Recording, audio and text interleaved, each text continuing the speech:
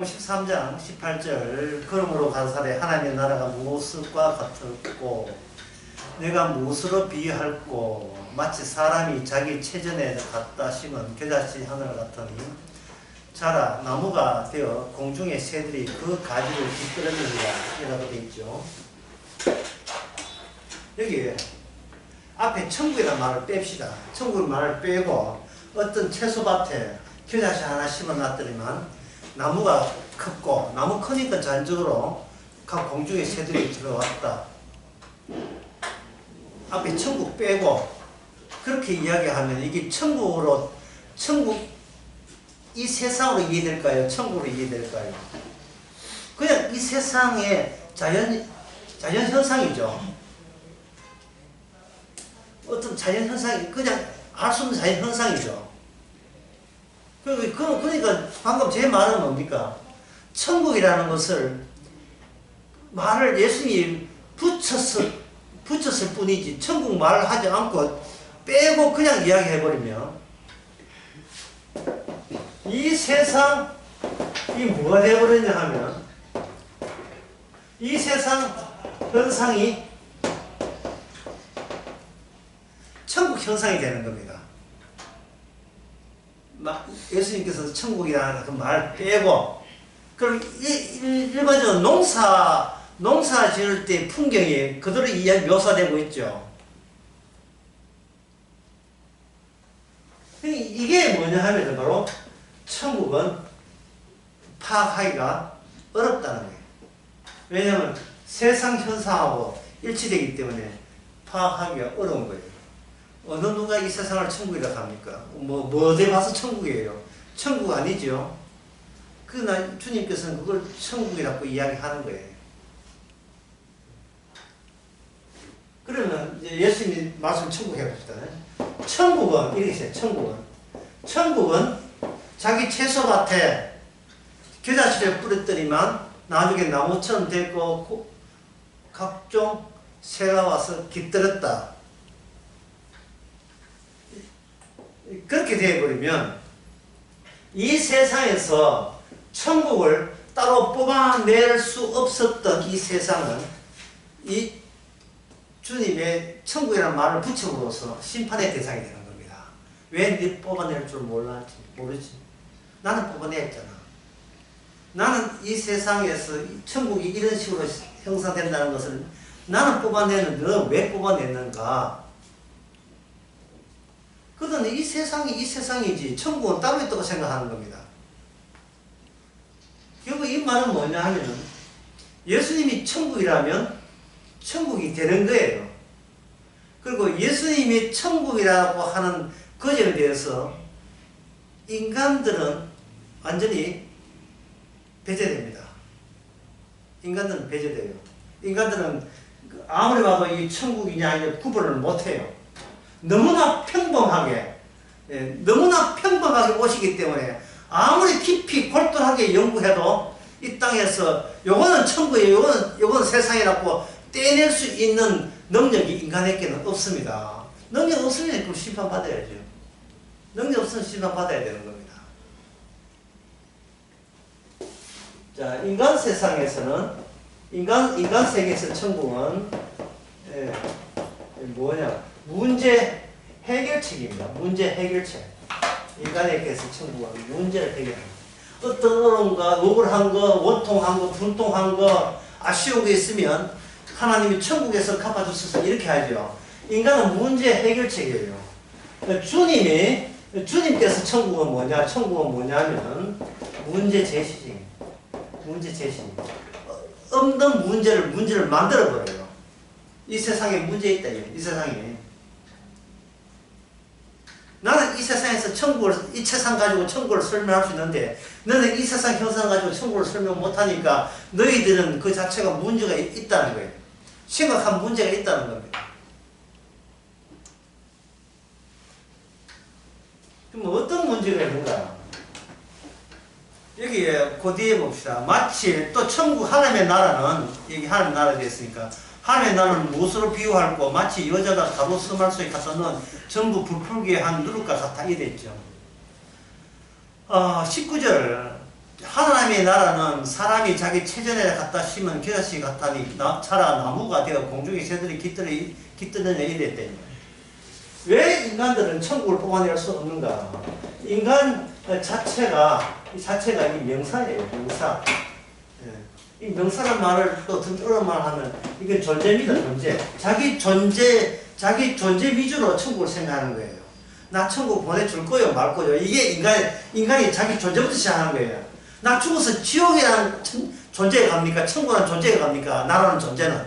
뭐든지 나라는 명사는 지옥이라는 명사에 갑니까? 천국이라는 명사에 갑니까? 이게 되거든요. 주님께서 이야기한 8절과 19절, 거기 20절은 뭐냐면 이게 동사입니다. 이게 움직임이에요, 움직임. 천국은 그냥 움직이는 거예요. 움직임이 되려면 자기의 명사됨을, 존재됨을 포기하고 자기가 동사화돼야 되겠죠. 그 흐름에 같이 뛰어들어야 되겠죠. 내가 뭘 한다가 아니라 나는 지금 뭘 하고 있는 중이다가 되어버려요. 나는 뭘 하고 있는 중이다. 내가 강조되고 내가 이 명사적인 나라는 존재가 뭘 한다가 아니라 어떤 분에 의해서 내가 휘둘리고 있고 휩쓸려 있다. 이래야죠.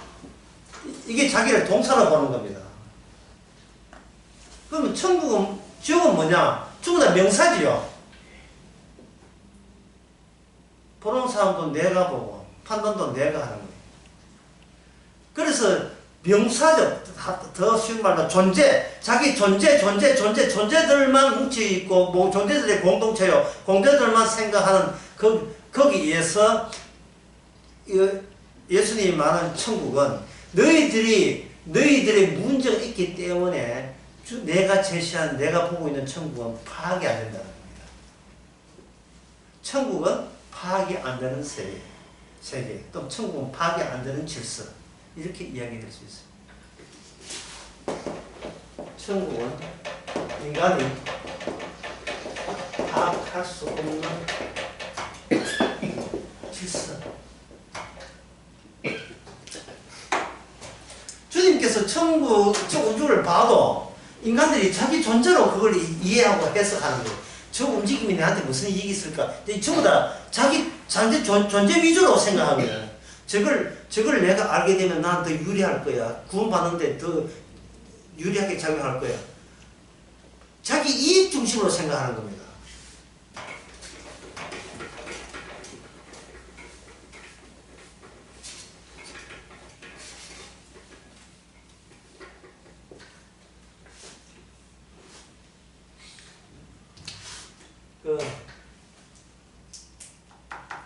주일 날설교 때 제목이 뭐였지요? 오기와 감사였죠. 감사가 생기지 않으면 오기만 있어요. 오기는 뭐냐 하면 나중에 이익이냐 손실인가 꼭 이렇게 결산을 하게 되어 있습니다. 하루 일과를 마치고 오늘은 내가 어떤 이익이 있을까? 오늘 손실 얼마나 봤을까?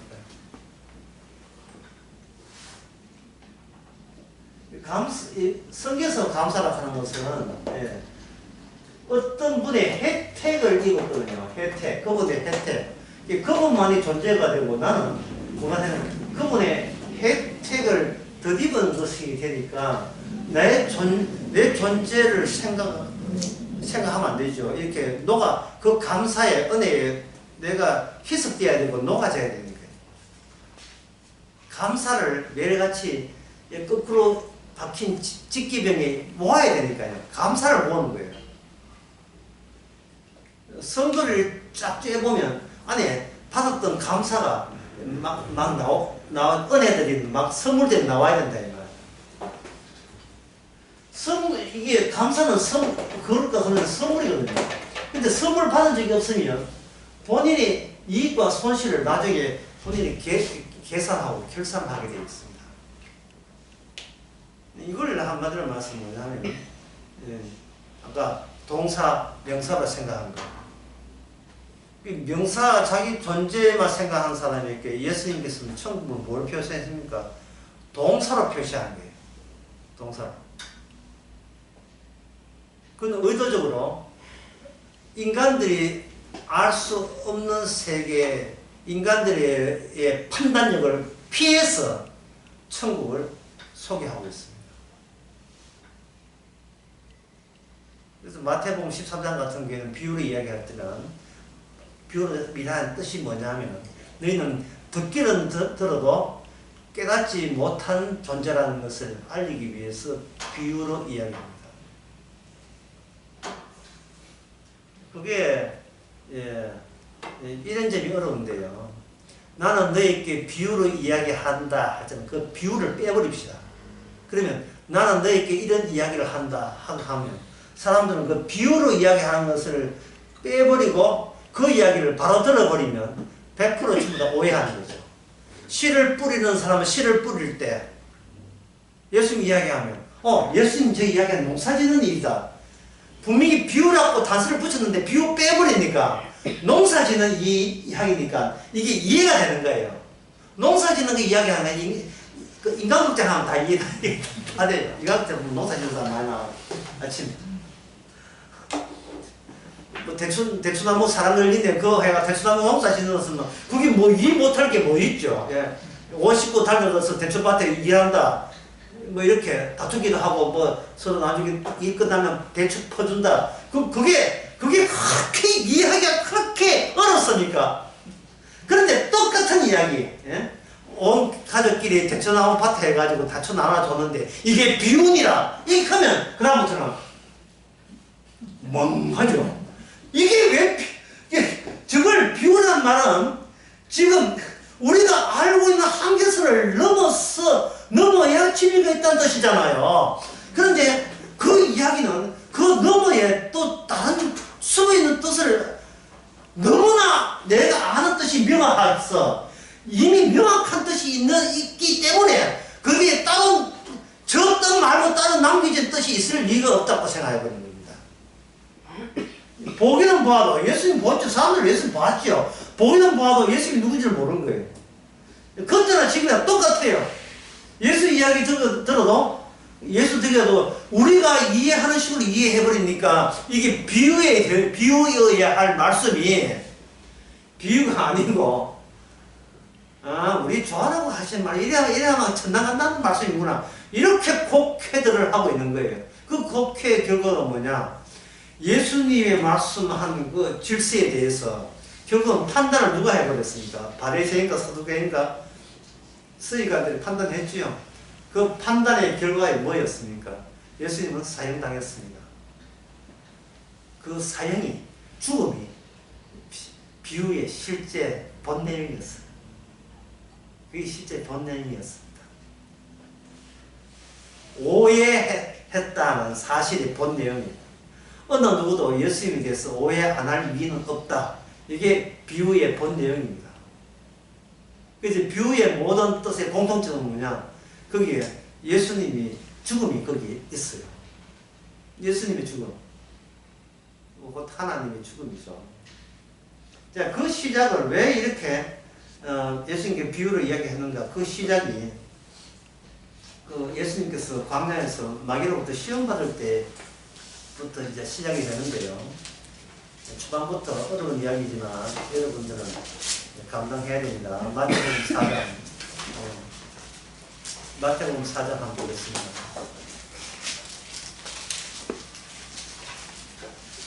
4장 6절에 보면 예수님께서 광야에 시험받는 그 대목이에요. 5절부터 보면 이에 마귀가 예수를 거룩한 성전 대에다가 성전 꼭대기에 세우고 그 다음에 마귀의 말을 한번 보세요. 가로되 네가 만일 하나님의 아들이여든 요 이야기 네가 만일 하나님의 아들이여든 요 이야기를 왜 집어넣느냐. 그냥 뛰어내리라 해도 되는데 네가 만일 하나님의 아들이여든 뛰어내리라 기록된 바 저가 너를 위해서 그 사도를 명하시라 이래 있어요. 이것은 무엇을 의미하냐 하면 인간들이 예수님을 이해할 때 꼭 이 멘트를 먼저 집어넣고 예수님을 이해한다는 거예요. 모든 인간이. 모든 인간이 마귀로부터 수하기 때문에 모든 인간이 그래요. 예수님께서 십자가 지시고 나의 피를 믿으면 내 피를 죄 사함받으면 너는 죄 없이 천국 간다 라는 성경 기절이 있잖아요. 있을 때 사람들은 성경 기절을 어떻게 보느냐 하면 그 말이 진실이라면, 그 말이 참말이라면 이런 단서를 붙이고 성경 해석을 접근해 가게 돼 있어요. 모든 인간. 이 마귀가 인간이 할 수밖에 없는 이야기를 미리 땡겨서 마귀가 대표적으로 예수님께 이 멘트를 날린 겁니다. 당신이 하나님의 이 아들이거든.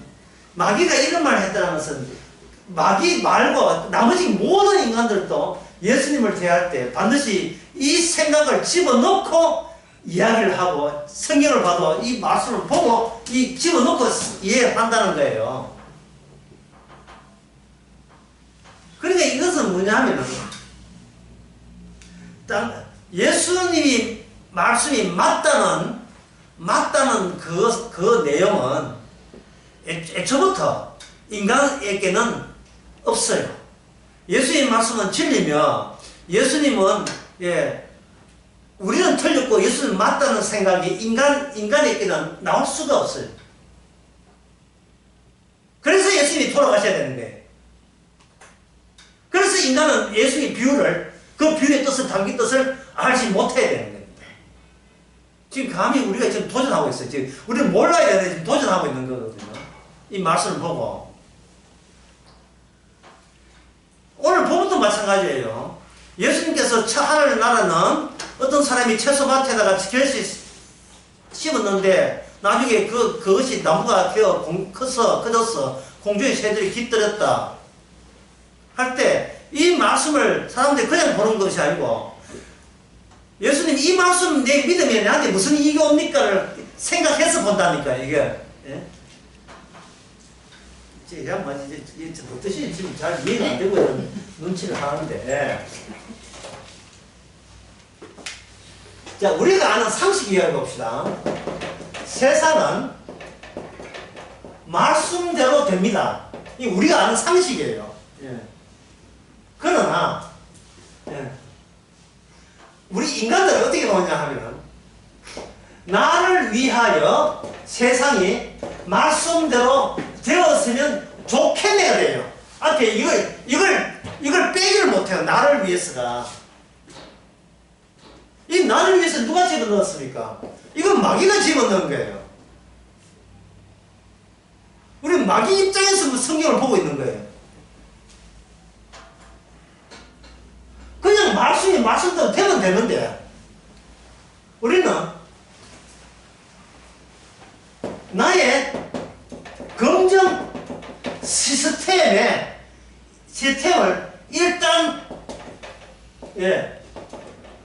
일단 거쳐야 한다고 고집하는 거예요. 일단 내 긍정 시스템에 그 다음에 긍정 시스템을 해놓고 내한테 내가 믿어지는 아니고 내한테 이익이 되면 나는 그걸 믿기로 누가 결정하느냐? 내가 결정해버려요. 그걸 믿기로 내가 결정해버려요. 그렇다면 예수님께서 인간들이 이런 악마에 속했다는 것을 알까요? 모를까요? 알지요. 아니까 그걸 비켜가는 방식으로 비유로 이야기한 거예요. 그래서 비유 해석이라는 것은 인간에게는 이거는 정답이 있을 수가 없죠. 나 빼야 되고 나의 이익 다 빼야 되고 다 빼버려야 되는 거예요.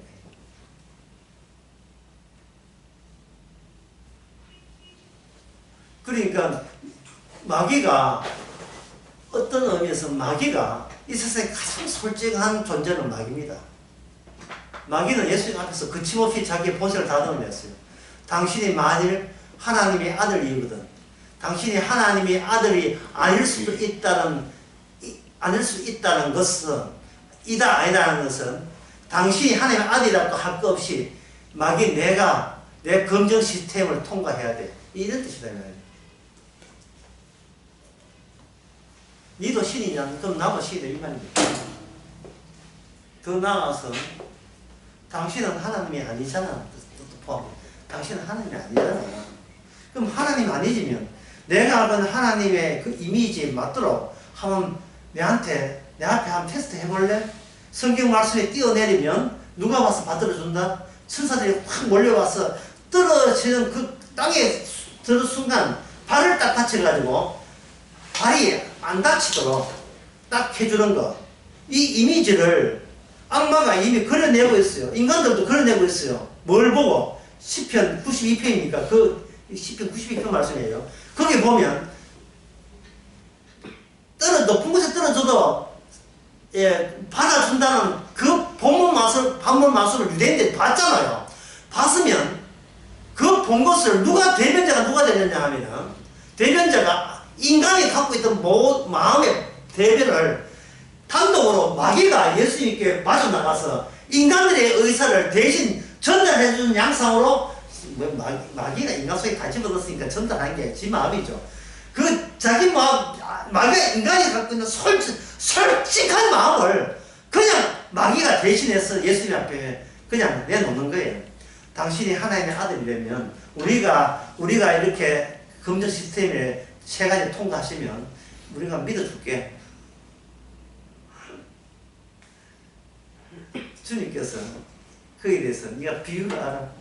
네가 개 맛을 알아. 네가 비유를 알아. 비유 맛을 알아.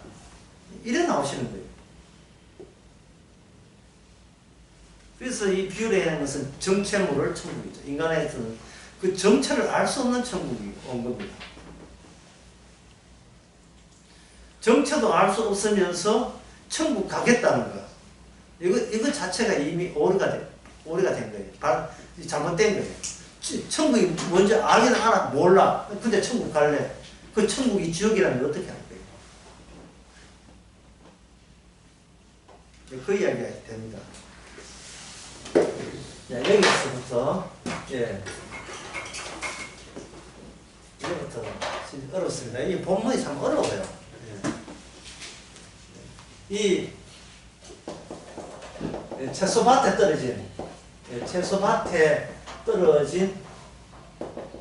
떨어진 이 겨자씨. 이것은 겨자씨 존재로서 멈추는 게 아니고 이게 뭡니까? 동산이죠. 움직임을 나타내요. 그 움직임을 나타내는데, 자, 처음에 있는 겨자씨는 어디에 속합니까? 그 밭에 속하죠. 그 밭에 작은 일부를 차지합니다. 처음에는. 제가 지금 무슨 이야기 하고자 하느냐 하면요. 천국은 반드시 지옥을 동반해서 등장해요. 인간은 천국 갈래, 지옥 갈래. 나 천국 갈래 할 때는 지옥을 완전히 생각 안 하잖아요. 그러나 주님께서 나타난 천국은 반드시 천국을 지옥과 같이 등장을 시켜요. 천국만 등장하지 않고 지옥도 같이 등장해요. 이게 언약의 원칙이에요. 언약은 복만 이야기하는 것이 아니고 지키지 않을 경우에는 뭘 한다? 저주받는 거예요.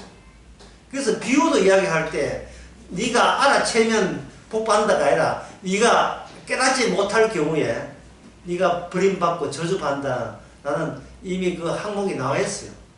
이 비유에 대해서는. 그게 뭘 받는다고 좋아하지 마세요. 그게 반드시 저주가 찾아오는 방식이 되기 때문에 나는 좋은 것만 받을래요. 그럴 자격이 없습니다. 우리는 좋은 것만 받을 자격이 없어요.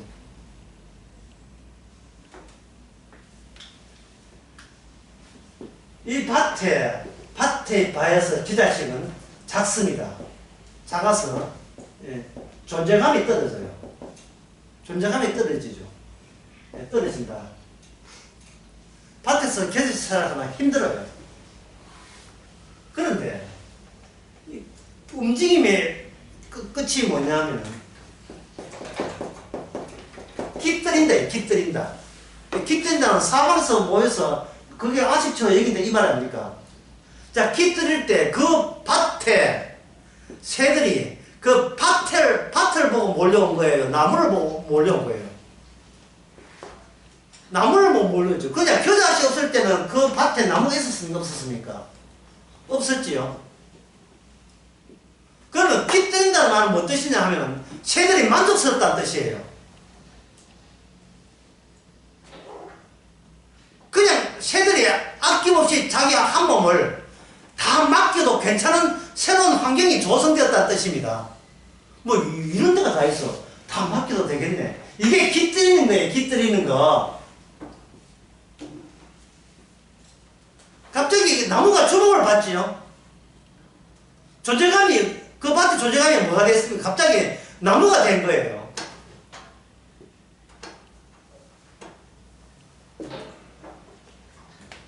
그러면 이거는 뭐냐? 깃든다는 말은, 새들이 와서 깃든다 이 말은, 새들이 올 때 여기 올라가면 입장료 얼마입니까? 물어보겠어요?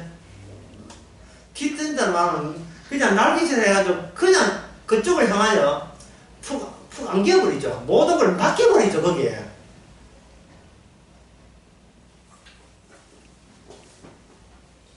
교자심이 있던 밭에 새들이 모든 걸 맡깁니까? 아니죠. 그냥 밭이죠. 그냥 밭이에요. 그냥 밭인데 밭에 새들의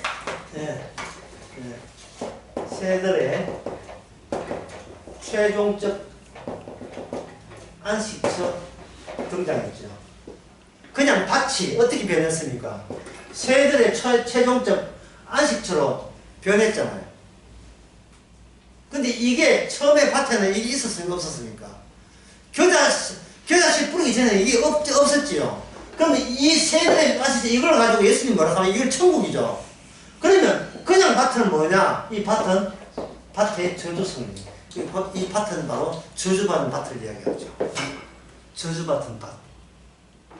아무 새들도 깃들고 싶지 않은, 그냥 순진무구한 따지지 않고 순진무구한 새들이 아심 놓고 모든 걸 맡길 수 있는, 그것은 거기서 어떤 움직임의 변화가 있어서 그 변화의 결과로서 새들이 와서 여기에 이 나무에 깃들이는 거예요.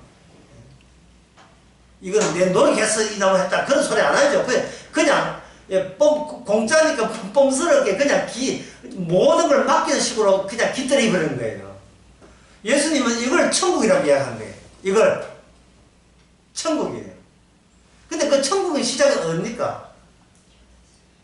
씨도 없으니까 나무도 없죠. 어떤 새로운 변화가 없는 곳. 그것은 천국이다 아니다. 예수님 입장에서는.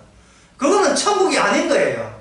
천국은 이 깃들 수 없는 이곳에서 어떤 깃들 만한 변화가 유발되는 그 움직임이 천국이라고 한 거예요. 그 움직임이.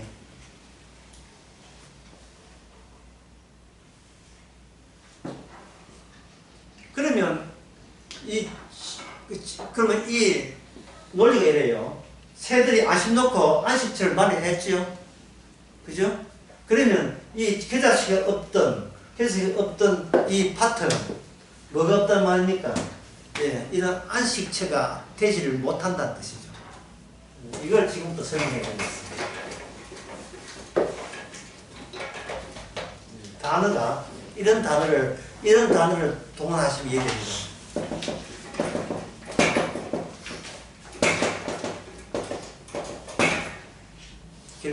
상실, 결여, 결핍,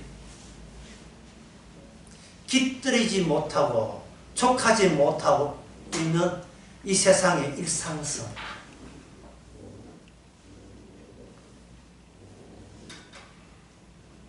특히 이 겨자씨 같은 것은 무시할 만한 극히 작은 거예요.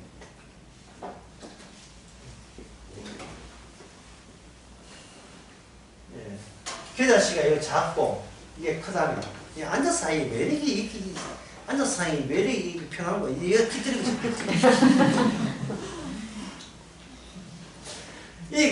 이게 큰 씨가 큰 씨가 안에 응축된 내용물이 큰 큰 씨가 많을까요? 작은 씨에게 많을까요? 어느 게 많을까요? 양이. 잠재성이, 큰 씨가 잠재성이 많을까요? 작은 씨가 잠재성이 많을까요? 큰 씨가 많겠죠. 왜냐하면 큰 씨가 나중에 큰 나무가 될 가능성이 많아요. 그게 확장이 되면 큰 나무가 되잖아요. 겨자씨는 상대적으로 빈약하죠. 빈약. 예. 빈약한 겨자씨는 이 큰 씨를 염하고 원하고 있는데 그들의 욕구를 채워줄 수가 없습니다.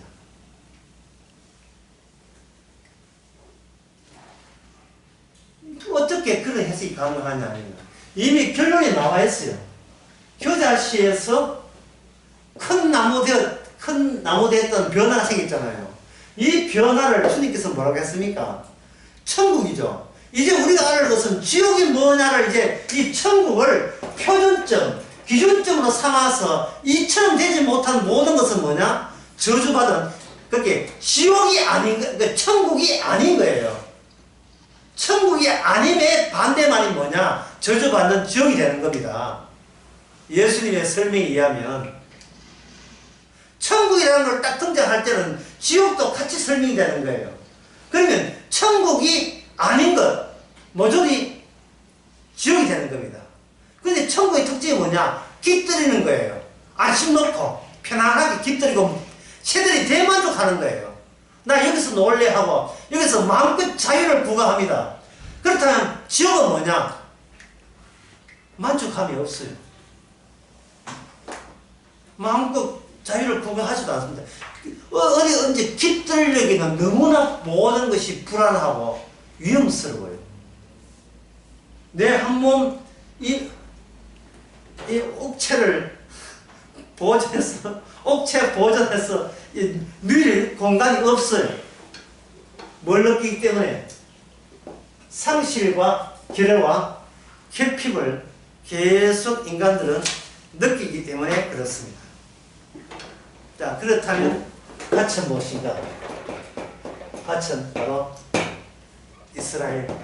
이스라엘의 역사를 합류한 예수님 당시에 바리새인이 다스리는 유대 사회를 두고 이야기합니다. 심지어 그 누룩 이야기도 유대 사회에 그들의 죄를 이야기 언급하죠. 그리고 예수님께서 씨 뿌린 비유할 때도 그 밭에다 뿌린다 하죠. 예수님 자신이 겨자씨고 예수님이 씨잖아요. 그러면 예수님이 지금 어디에 놓여 있습니까? 어디에 뿌려져 있습니까? 밭에 뿌려져 있죠. 그 예수님이 이렇게 예수님의 존재가 도달한 그 환경은 자연적인 자연성 생물학적인 밭이겠어요? 아니면 뭐 이게 그 당시에 유대 사회였어요. 어느 쪽입니까? 유대 사회죠. 지금 예수님께서 지금 자연 시간 아닙니다. 초등학교 자연 공부 시간 아니에요. 밭에서 농사를 어떻게 짓는가 지금 그 시간을 하는 게 아니에요. 그거는 비유란 말을 뺄 때는 그게 돼요. 아동 여러분 밭에다가 씨앗 뿌리면 크지요? 예, 참 잘하셨어요. 예, 내 말 알아듣군요. 지금 이야기하는 게 아니에요. 뭐 알아듣게 이야기하는 겁니다. 그 유대의 사회는 그 밭에서 뭘 기다리냐? 천국이 도래할 것을 고대하고 있었어요. 천국이 올 것을, 메시아가 와서 천국이 올 것을 고대하고 있었습니다.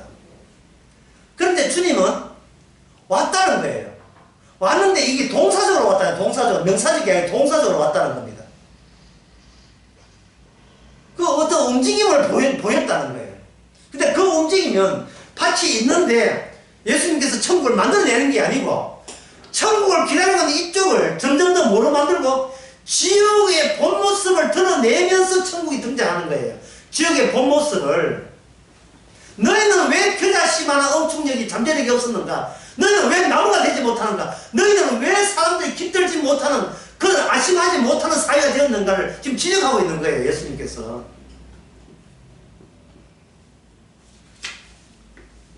이건 오늘 이 시도 마찬가지예요.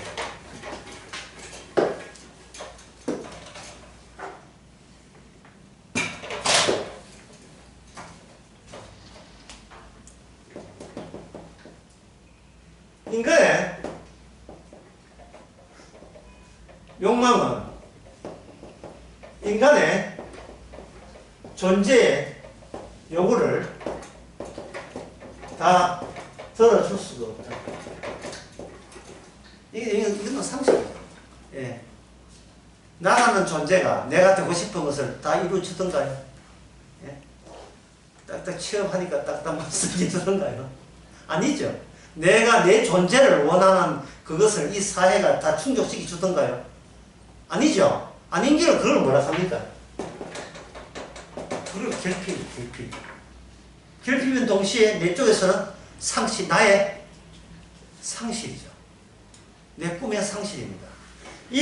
그래서 인간의 존재를 다 들을 수 없으니까 인간은 그냥 하지 않고 그 상실 결핍을 보충하기 위해서 노력을 하죠. 이 노력을 뭐라고 하냐? 이 노력을 문명이라고 해요. 문명. 예, 문명 알죠? 황한 문명, 예, 메소포타미아 문명 알죠? 예, 컴퓨터 문명, 근대 산업사회 다 이 문명이에요. 문명. 인간이 건설하는 이 세계의 모든 인간의 업적을 문명을 합니다. 인간이 왜 자꾸 문명을 키웁니까? 자기의 상실을 보충하려고 키운 거예요. 계속해서 과학적으로 기술 발달하는 게 뭐냐?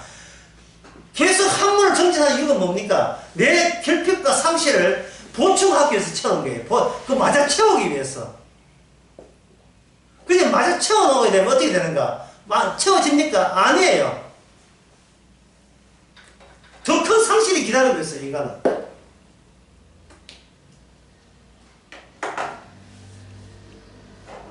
율법이 그 기능이에요. 율법을 지키게 되면, 유대인들이 율법을 지키게 되면, 우리 유대인들이 원하는 식대로 세상 정치적 구도가 돌아갈 줄 알았죠. 그래서 바리새인들은 율법에 매진하라고 외쳤습니다. 외쳤는데 어떻게 유대 사회가 독립했습니까? 이스라엘도 독립했습니까? 하면 로마의 노예가 되었습니까? 로마의 노예가 되었죠. 압제 받았잖아요. 근데 그들은 그걸 보충하기 위해서 뭘 기다립니까? 메시아를 기다린 거예요. 그럴수록 메시아를 기다린 겁니다. 그냥 기다리지 않았죠. 메시아가 원하는 바를 채우기 위해서 율법에 더욱더 매진하는 쪽으로 메시아를 기다렸죠. 근데 율법에 매진하면 매진할수록 점점 더 예수님의 비유를 몰아듣는 거예요. 왜냐하면 인간의 방법은 뭐냐? 내가 이걸 모자란다. 이 모자란 것을 하나님 쪽에서 채워주시면 온전해진다. 이거잖아요. 근데 그거는 뭐가 안 되냐 하면 그거는 깃들이는 게 아니에요. 힘 쭉 빼고 그냥 자기 몸을 던져놓는 그 방법이 아니에요. 지금 나무에 새들이 와서 깃들이잖아요. 이쪽에 맞습니까? 나무가. 그렇지 않죠? 그냥 와서 안식하는, 쉬는 거예요. 그냥 와서 쉬는 거예요. 그냥 왔어. 근데 인간 사회는 그걸 이러한 방식의 인간 방법으로서는 이 시도를 실패로 끝나는 거예요. 이 시도가 자꾸 실패가 되는 거예요. 원인도 몰라요. 왜 나는 날마다 아무리 가지고 아무리 철저하고 완벽하게 말씀을 지키고 뭔가 요새 같은 복음도 지키고 해도 왜 나는 항상 마음에 결여가 생기는가? 모자람이 생기니까 내가 생기면 우리가 그냥 가만히 있습니까? 다른 걸 채웁니까? 이걸 내 욕망의 모자람을 다른 욕망으로 대체하는 방법을 하는 거예요. 대체하는 방법으로. 끊임없이 대체하는 거예요. 다른 직업으로 대체하고 다른 돈벌이로 대체하고 아니면 산속에 자연으로 들어가는 방법으로 대체하고 내가 욕심이 많으니까 마음을 낮춰야지. 마음을 낮추는 걸로 대체하고 아니면 몸부림 마음을 쳐요.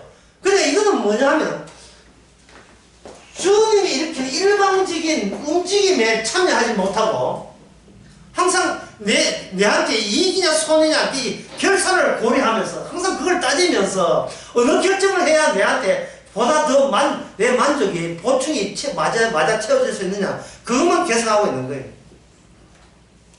이게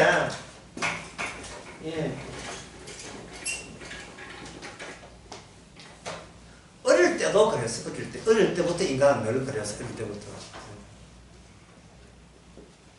애 보고 묻습니다. 니 커서 뭐 될래? 이런 묻잖아요. 무조건 묻잖아요. 니 커서 뭐 될래?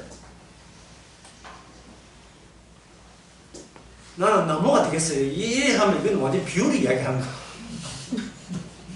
나는 겨자씨 되길래 이런 아이는 없어요.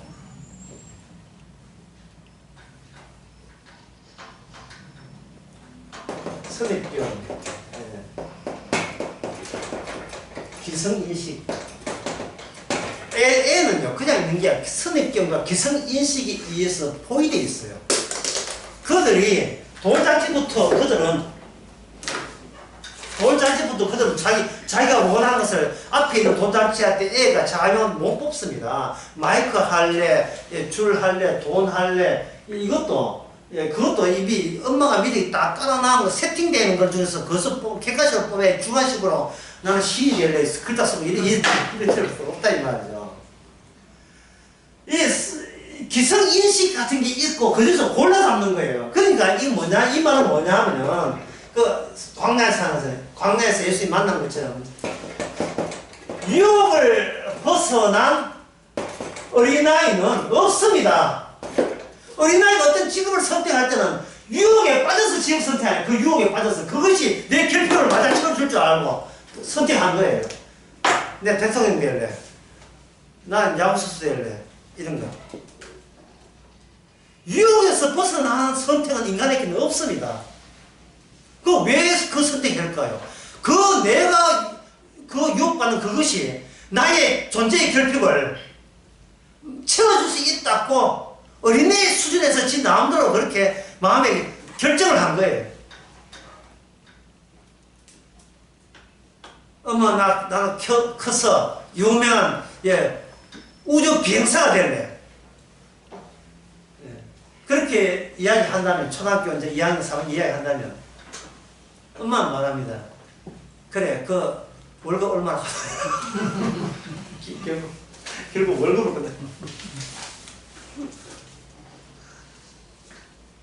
인간은 사자성어로 나와서 인간의 삶은 한마디 살인입니다. 그냥 고육지책이에요. 어쩔 수 없이 살아갑니다. 인간은 어쩔 수 없이 살아갑니다. 깃들이는 거 그런 거 없습니다. 자기 존재를 자기가 포기 못해요.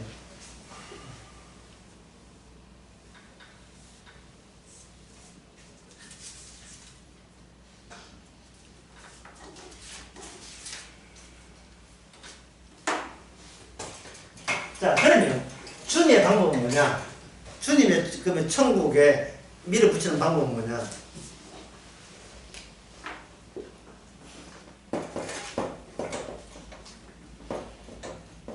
예수님의 출산입니다. 예수님의 출산이 되면 예수님이 이 땅에 아기로 태어나버려요. 아기로 태어나서 예수님의 자기 노선을 가버립니다. 자기 노선을 가버리면 그 주변에, 예수님 주변에 누가 있겠습니까? 인간이라는 존재가 있죠. 인간의 존재의 그 자아성, 존재성을 예수님의 출산과 자기 노선은 이걸 인정하지 않습니다. 이게 해답입니다. 이게 해답입니다. 자, 비유란 뭐냐? 비유의 내용은 예수님의 죽음이에요. 왜 죽음이냐? 어느 인간도 죽게 되게 되면, 인간이 죽게 되면 그다음부터 자기의 욕망이 멈춰야 돼요. 자기의 결핍이 멈춰버려요. 왜? 더는 가능성이 없으니까. 죽어버렸으니까요. 살아있을 때 갈망하죠. 죽게 되게 되면 그 갈망이고 뭐고 다 없습니다. 예수님께서는 이 비유의 내용에서 예수님의 그 자기 변화 있잖아요. 자기 변화.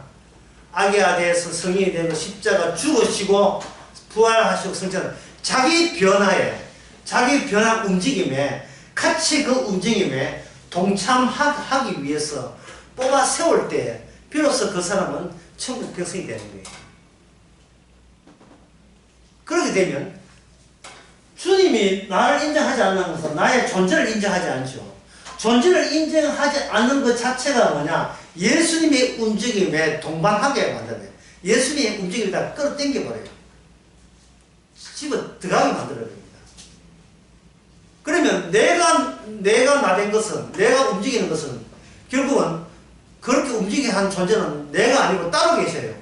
예수님이라는 그 존재자가 나로 하여금 이런저런 움직임을 유발시키게 되죠. 그게 바로 이미 깃들이는 상태예요. 이게 깃들이는 상태예요. 지금 제자들도 예수님 비유를 이해 못합니다. 비유를 이해할 때는 제자들에게 누가 와야 돼요? 성령이 오셔야 돼요. 성령이 오게 되면, 네, 대구 강의도 했지만, 네, 주일에 나도 이야기했지만, 자기 기억이 어디에 함몰되느냐? 주님의 기억에 함몰되어버려요. 대구 강의 안 들어서 그래서 다시 한번 이야기하면, 예를 들어 이 자기 강도를 합시다. 강도가 사람을 죽였잖아요. 사람을 죽여가지고 십자가에 사기당했지요. 이거는 예수님이 찾아오기 전까지는 이것은 강도는 자기 기억이에요. 다시 말하면 내가 한 짓이에요. 내가 한 짓. 그런데 옆에 어느 쪽인지 모르지만 주님께서 찾아오셔서 이 강도를 받아들이고 이 강도짓 한 것은 본인이 한 게 아니고 주님께서 시켜서 한 일, 주님의 기억 속에 너는 강도가 된다는 기억 때문에 그거는 다른 선택지가 없었던 거예요. 태어나서 강도짓 해야 되고 우연은 없습니다. 반드시 그 사람을 그 집에 찾아가서 그 집을 죽여야 되고 그 집에 고만고만했으면 안 죽일 텐데 반항했어야 되고, 예, 반항한다고 또 죽을 수밖에 없지요. 그러니까 강도가 된 거죠. 그래서 강도가 뭐 합니까? 주님, 저를 생각해 주세요. 이거 하고 당신이 만약에 하나님의 아들이거든 이거하고 완전히 달라요. 완전히 다릅니다. 내가 검정 시스템을 가동하겠다가 아니라 이미 강도는 자기가 십자가에서 죽은 존재예요. 그러면 죽은 존재는 뭐냐? 깃들이면 돼요. 근데 자기 옆에 보니까 누가 있어요?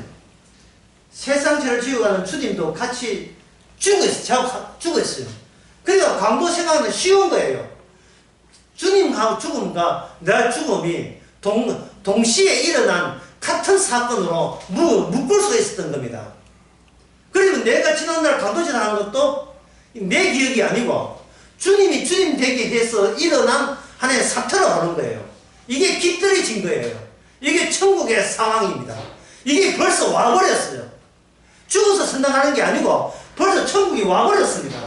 와버려서 모든 매사에 주님이 관여하고 개입하신 주님의 자신의 일이 되어버린 겁니다.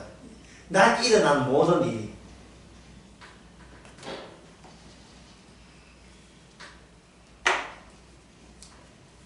일상 속에 천국이 숨어 있었던 거예요. 그래 되면, 예, 우리가 첫째 시간에 결론을 가려면, 첫째는 성도는 이 시대에 비유다. 성도 자체가 비유예요. 성도를, 예, 예수님이 주를 고백한 성도를 다른 사람이 이해 못합니다. 보기는 예수님을 봐도 이해 못하는 것 똑같은 방식이에요. 성도를 봐도 이해 못해요. 지금 배알도 없고 지금 자기 점검 시스템도 가동 안 시키는 이럽니다. 뭐 따져보고 믿어야지 그냥 깃들이면 안 되잖아. 그럼 성도는 나도 내 마음대로 안 돼. 니는 배알도 없고 니 자존심도 없나? 나 동사야. 나 비동사야. 나는 조동사야. 조동만이는 아니잖아.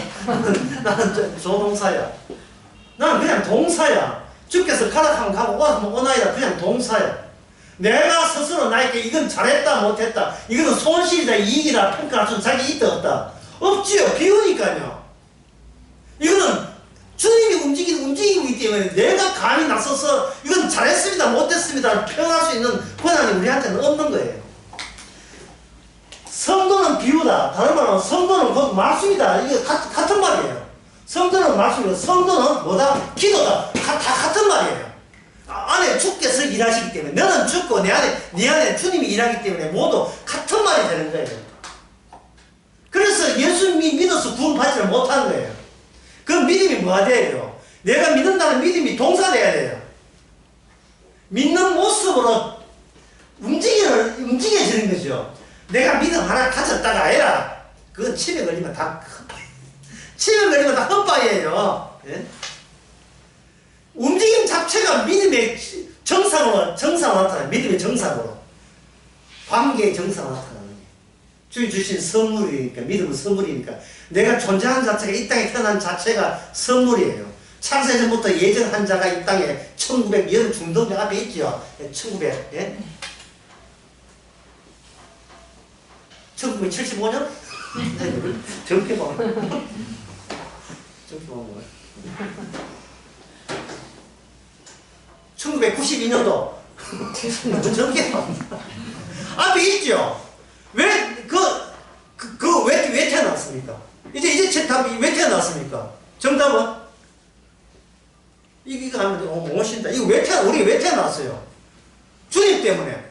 왜 합니까? 이게 이 감동의 고백이에요. 주님이, 내가 생각해, 주님이 먼저 나를 생각했음을 강도가 자기 죽는 순간에, 주님이 함께 죽는 순간에 비로소 알게 된 거예요. 이게 주님께 속한 내 사형당함이 이게 내 일이 아니고 주의 일이라는 사실을 짚으십시오.